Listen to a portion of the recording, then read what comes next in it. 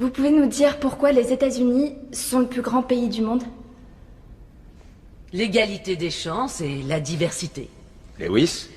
La liberté et la liberté. Alors faisons en sorte que ça dure. Will? Les New York Jets. Non. Je veux une réponse sérieuse cette fois. Qu'est-ce qui fait des États-Unis le plus grand pays du monde? Eh bien, ils viennent de le dire, l'égalité des chances, la diversité, la liberté et la liberté. Pensez aux gens qui vous écoutent. Pourquoi les États-Unis Les États-Unis ne sont-ils sont pas le plus grand pays du monde, monsieur. Là voilà ma réponse. Vous êtes en train de... Oui. Puis, en disant à des étudiants que notre pays est tellement exceptionnel et merveilleux que nous sommes le seul peuple dans le monde à connaître la liberté. Le Canada est un pays libre, le Japon est un pays libre.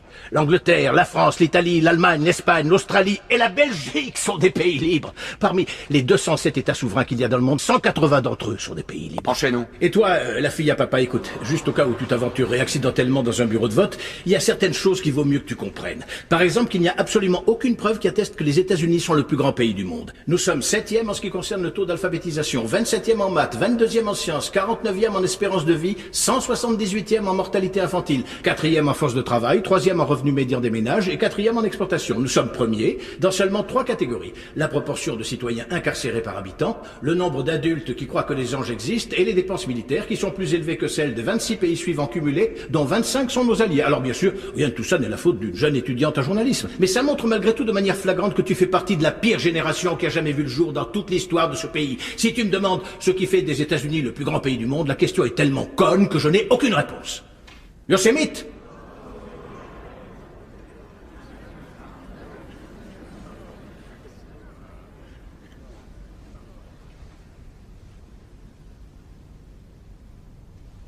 On l'a été autrefois.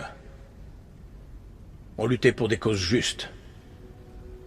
On a voté des lois pour défendre nos valeurs. On en a abrogé d'autres contraires à ces mêmes valeurs. On menait des guerres contre la pauvreté, pas contre les pauvres.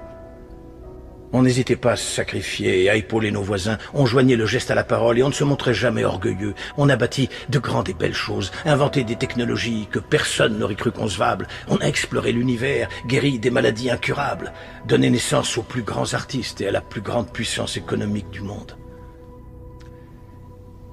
Notre ambition nous donnait des ailes. On agissait en homme et on cultivait notre intelligence. On ne rabaissait pas celle des autres de peur de nous sentir inférieurs. On n'était pas défini par la personne pour qui on avait voté aux élections précédentes, mais on n'avait pas aussi peur.